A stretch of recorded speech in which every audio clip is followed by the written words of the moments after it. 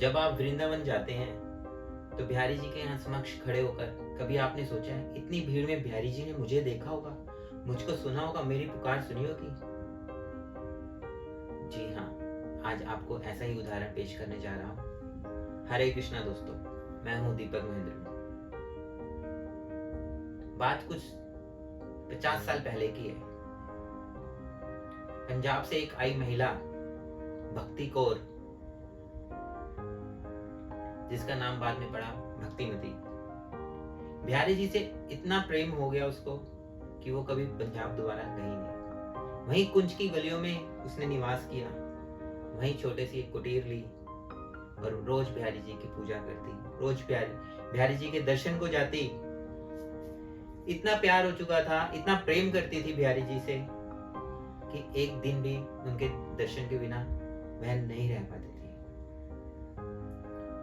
भक्तिमती के मन में एक दिन विचार आया कि शरद पूर्णिमा के दिन मैं बिहारी जी को अपने हाथों के द्वारा बनाई हुई पोशाक पहनाऊं। उसने प्रार्थना की गोस्वामी जी से और कहा कि शरद पूर्णिमा के दिन मेरे द्वारा बनाई हुई पोशाक आप बिहारी जी को ग्रहण करवाओ। गोस्वामी जी ने वो प्रार्थना स्वीकार की और वो उस पोशाक को बनाने लगे। शरद पूर्णिमा का उसको इंतजार था कि मेरे द्वारा बनाई हुई पोशाक बिहारी जी धारण करेंगे। इतने प्रेम से, इतने भाव से वो पोशाक बना रही थी। बहुत सुंदर पोशाक, श्वेत रंग की, अति सुंदर। उसमें चांदी के घुंघरू, सोने के घुंघरू लगाए, एक एक धागा अपने हाथों से पिरोया। पोशाक बन के तैयार हो चुकी थी।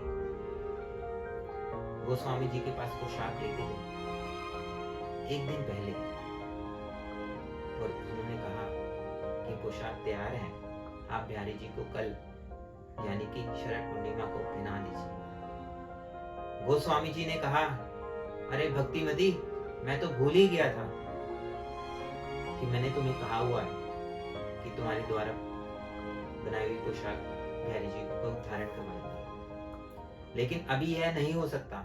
गोस्वामी जी की यह बात सुनकर दंग रह गई। भक्तिमती ने पूछा, क्यों गोस्वामी जी? गोस्वामी जी ने उत्तर दिया, दतिया के महाराज की पोशाक आई हुई है, पहले उनको हम पहनाएंगे, मैं अगले दिन उनको पहना दूंगा आपके द्वारा दी गई पोशाक। भक्तिमती ने कहा, नहीं, शरद पूर्णिमा के दिन ही ये ग्रहण करेंगे, ऐसा आपने वादा किया।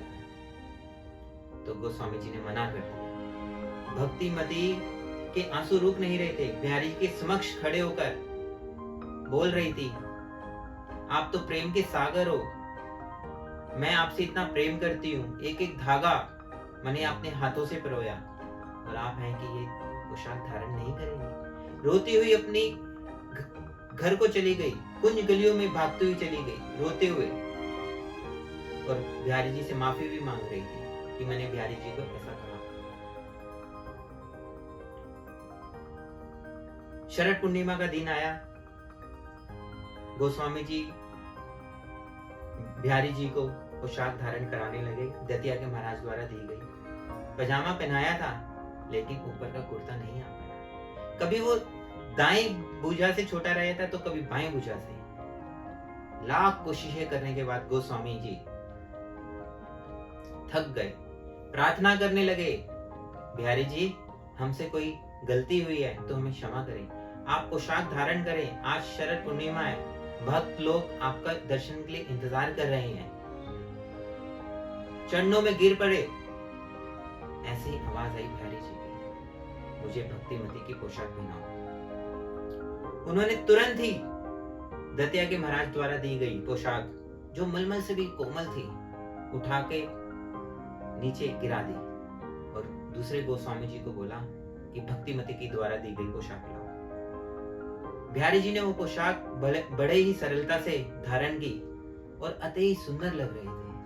श्वेत वस्त्र में इतने सुंदर बिहारी जी लग रहे थे, उसमें सोने चांदी के घुंघरू लगे हुए थे। जैसे ही कपाट खुले, दतिया के महाराज ने देखा मेरे द्वारा दी गई यह पोशाक नहीं है।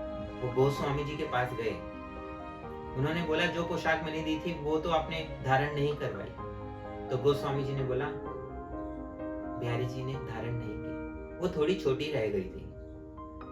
दतिया का महाराज अक्सर वो पोशाकें भिजवाता रहता था। वो कहते हैं ऐसा कैसे हो सकता है, मैंने तो उसी कारीगर से बनवाई है जिस कारीगर से मैं पहले बनवाता था। उन्होंने अपने कारीगरों को बुलाया और बोला कि ये पोशाक कैसे छोटी रह गई। इतने में गोस्वामी जी बोले ये कारीगरों की गलती नहीं है महाराज, मुझे क्षमा करें, ये गलती आपकी है। आपने कहा कि मेरे द्वारा आपको बोलना चाहिए था कि बिहारी जी की इच्छा से ये पोशाक लाया। ऐसे ही भक्तिमती ने कहा कि बिहारी जी की इच्छा से ये पोशाक मैं बना पाई और बिहारी जी ने उनकी द्वारा बनाई हुई पोशाक धारण की। महाराज को अपनी गलती का एहसास हुआ और बहुत सी माफिया मांगी बिहारी जी से। और उधर भक्तिमती अपने ही कुटीर में थी और उनके पड़ोसी ने बताया भक्तिमती जा, बिहारी जी ने तेरे द्वारा बनाई हुई पोशाक धारण की है। वो खुशी से पागल हो उठी और दौड़ती हुई नंगे पांव बिहारी जी के मंदिर में पहुंची।